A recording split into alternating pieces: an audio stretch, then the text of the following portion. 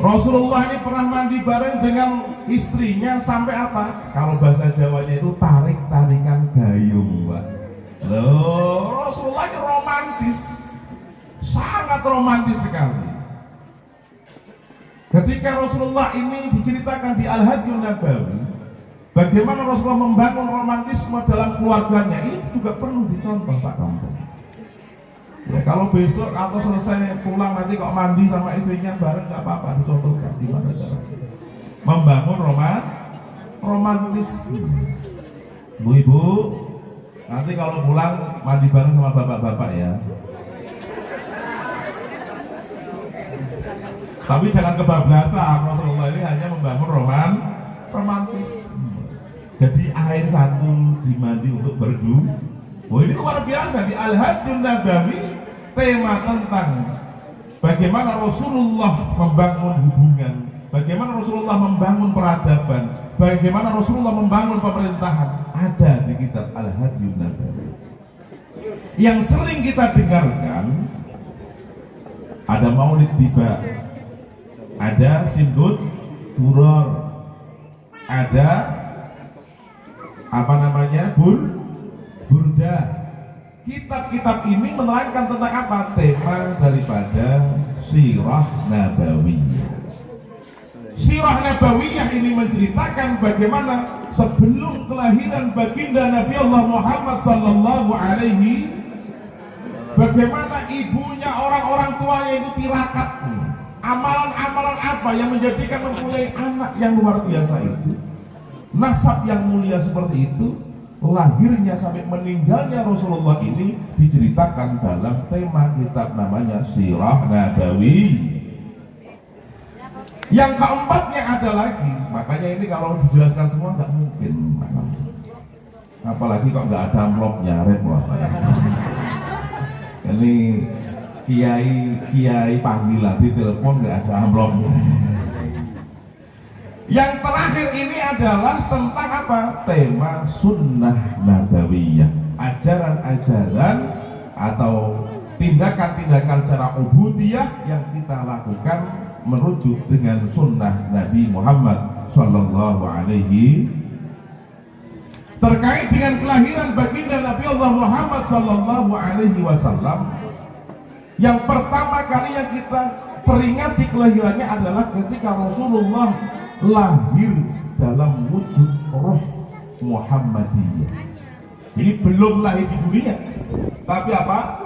Datang atau lahir diciptakan oleh Allah Subhanahu wa Ta'ala wujud roh Muhammadiyah, atau di dalam kitab namanya Al-Haqiqah Al-Muhammadiyah. Allah Subhanahu wa Ta'ala berfirman dalam hadis qudsinya, khalaqtu awwalan Muhammadan min nuri wajhi.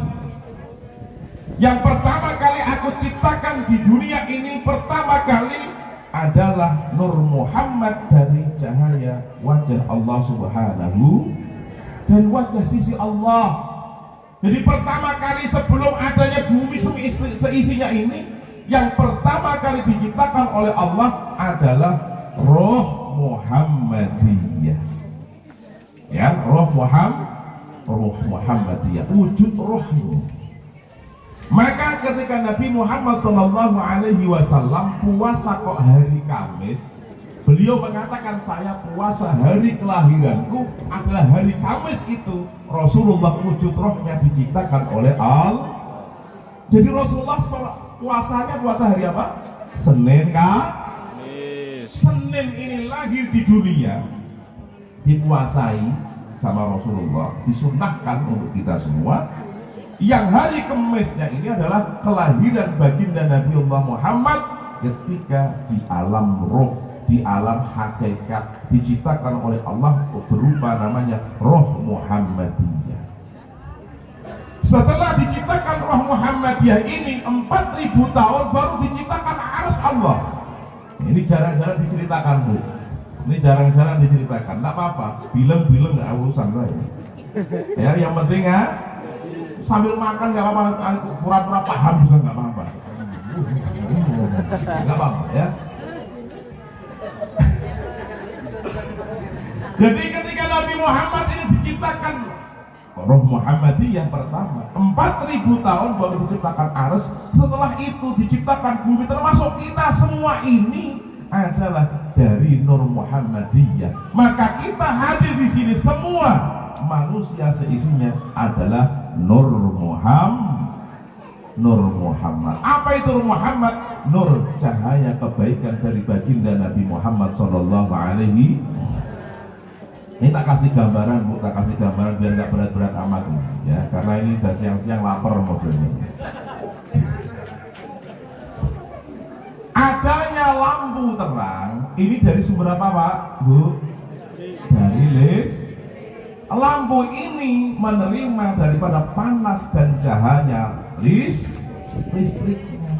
Lampu ini bisa menerangi yang di sekitar ini karena apa? Ada sumber pancaran cahaya listrik. Ini terangnya ini adalah bias cahaya. Kalau dalam bahasa tasawuf maknanya tajalli. Maknanya apa? Listrik ini ya Allah. Tak kasih perumpamaan biar nggak bingung. Ya, listriknya ini sumber dayanya ini adalah Allah. Listriknya.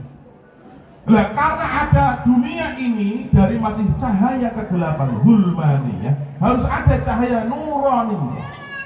Dunia ini sebelumnya ada atau langsung ada atau sudah ada atau belum ada. Dunia ini diadakan Allah dari cahaya Allah. Allahu nurus samawati wal ardh. Allah ini adalah cahaya langit dan bumi. Yang menyinari langit dan bumi ini adalah cahaya Allah. Ketika ini lampu ini terang, sebagai wasilahnya itu ada lampu, terangnya dunia ini mendapatkan terangnya lampu, yaitu baginda Nabi Allah Muhammad sallallahu alaihi. Semua yang mendapatkan terang sumbernya dari lampu. Kalau lampunya dimatikan, gelap semua enggak? Kalau kita ini enggak ada Nabi Muhammad, ada enggak di dunia ini? Dan enggak ada. Makanya kita ini memperingati Maulid Nabi ini adalah memperingati kelahiran baginda Nabi Muhammad dari kelahiran rohnya sampai di dunia. Kalau dikatakan manusia ini semua sumbernya dari Nur Muhammadiyah, berarti manusia ini sebetulnya dasarnya ini baik atau baik? Baik, karena sumbernya dari baginda Nabi Allah Muhammad sallallahu alaihi wasallam. Tapi faktanya, Bu, faktanya di dunia ini apakah manusia baik semua? Tidak. Faktanya manusia di dunia ada yang baik dan ada yang tidak baik. Contoh ini ibu-ibu, kalau tetangganya punya motor baru, itu seneng atau seneng? Alhamdulillah. Kok katanya baik? Ya, kalau tetangga bangun rumah seneng apa seneng? Nggak jujur, paling Kalau tetangga ini lebih sukses, punya toko lebih ramai daripada kita, seneng apa seneng? Jujur, anak buah jujur Pak kamu. Kalau kita seneng dengan tetangga punya motor baru, berarti mata dan hati kita berarti baik. Kalau tetangga punya motor kok kita nggak seneng, sakit hati, yang salah motornya atau matamu?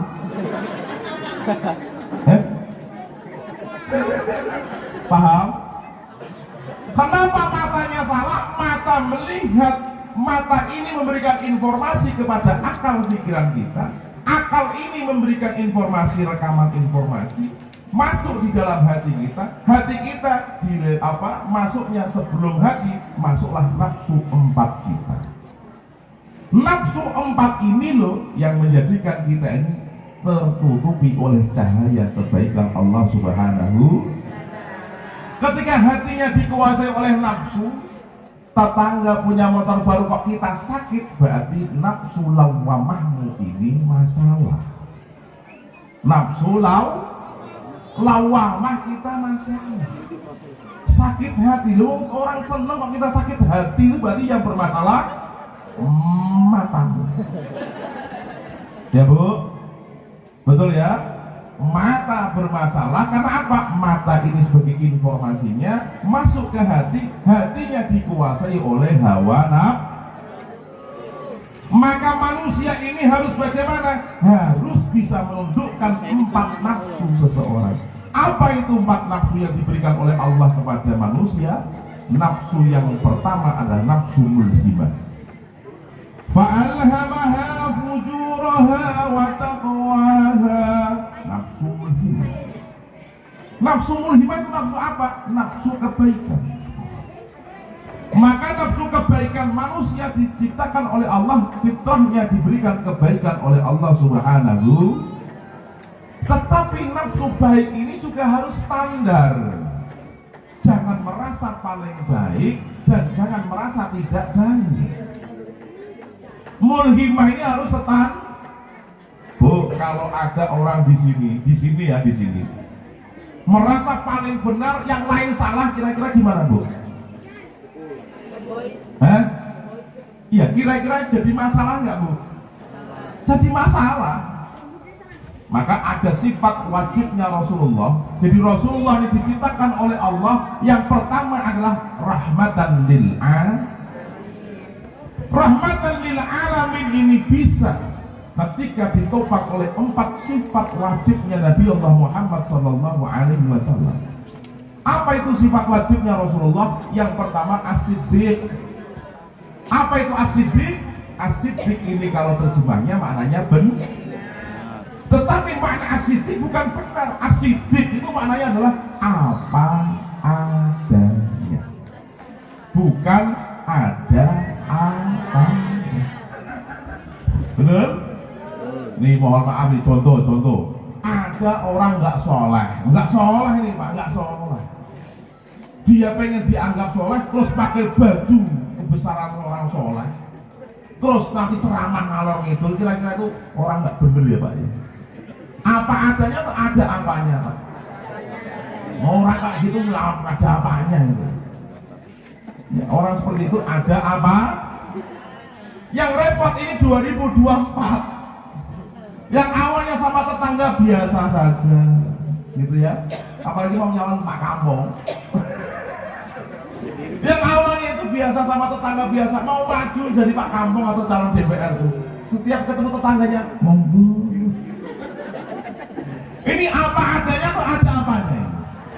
Oh, sudah sampai yang jawab bukan saya, lu mohon maaf ya. Saya nggak nyindir siapa-siapa loh. Ini orang yang apa adanya atau ada apanya? Maka Rasulullah SAW itu mempunyai sifat apa ada. Orang yang apa adanya pasti benar. Pasti benar. Kalau orang yang ada apanya itu pasti nggak benar. Niatnya pasti nggak benar. Ada tujuan yang tersembunyi. Betul ya Bu? Serigala berbulu. Nah, sampai yang ngomong. Sekarang serigala berbulu. Macan kalau. Jadi kalau ada orang kok mohon maaf, gambaran kita sederhananya apa adanya. Ya, orang yang benar itu adalah orang yang apa adanya. Kenapa Nabi Muhammad itu apa adanya? Karena Nabi Muhammad SAW melakukan apapun atas alal huda au amara bil taqwa. Itu Rasulullah itu melakukan apapun atas petunjuk hidayah Allah dan selalu melakukan atau perintah menuju jalan ketakwaan Allah Subhanahu. Tetapi kalau kita yang hadir di sini, kita semua ini adalah bukan alal huda, tapi apa? Ihdinas siratal mustaqim, ay siratal ladzina an'amta. Jadi kalau kita ini merasa paling benar, yang lain salah, yang paling hebat itu sama yang paling alim sama yang paling jos sampean, ini berarti sampean menyalahi fitrah manusia. Tidak apa adanya. Manusia ini kadang-kadang benar, kadang-kadang salah. Betul ya Bu ya? Banyakan mana Bu salahnya sama benernya Bu? Oh, sampean yang jawab. bukan saya. Kalau malaikat diciptakan apa? Ya baik, baik saja. Maka apa adanya malaikatnya baik. Betul ya? Tetapi kalau iblis bagaimana, Pak? Iblis buruk, bangkang sama Allah. Maka kalau malaikat ini kok buruk, ya berarti menyalahi aturan. Iblis juga gitu, kalau baik yang menyalahi aturan. Tapi kalau manusia, kadang-kadang kayak malaikat, tapi lebih banyak kayak iblis. Sampai yang ngomong lagi, bukan saya. Kalau kayak gini, muka-mukanya ini muka-muka malaikat ini. Apalagi yang di depan-depan ini, malaikat ini.